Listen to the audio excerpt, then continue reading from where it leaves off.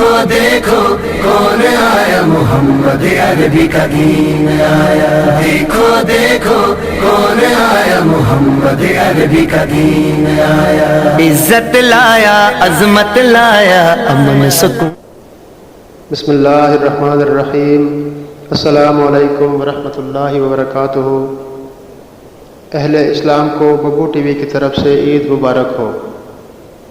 آج قبلہ امیر المجاہدین علامہ حافظ خادم حسین رضوی صاحب نے خطبے کے دوران ارشاد فرمایا کہ سال میں 5 دن روزہ رکھنا حرام ہے۔ یقیناً ہر مسلمان کو اس چیز کا علم ہونا چاہیے، اس لیے میں نے لازمی سمجھا کہ آپ سے شیئر کروں۔ مزید بات کرنے سے پہلے تمام ان دوستوں سے اپیل ہے جو میرے چینل پر نئے ہیں، ببو ٹی وی کو سبسکرائب کریں اور بیل آئیکن کو پریس کریں۔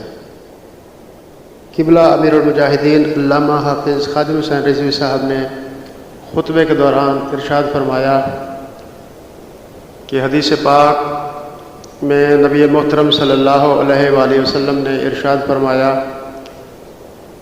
کہ سال میں 5 دن روزہ رکھنا حرام ہے۔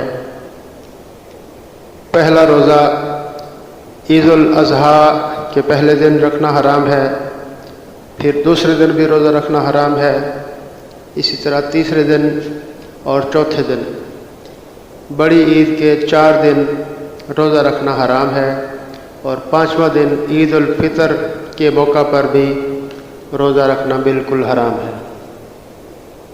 دعا ہے اللہ رب العزت ہمیں عمل کرنے کی توفیق عطا فرمائے، آمین۔ لبیک لبیک لبیک یا رسول اللہ، تاجدار ختم نبوت، زندہ باد زندہ باد۔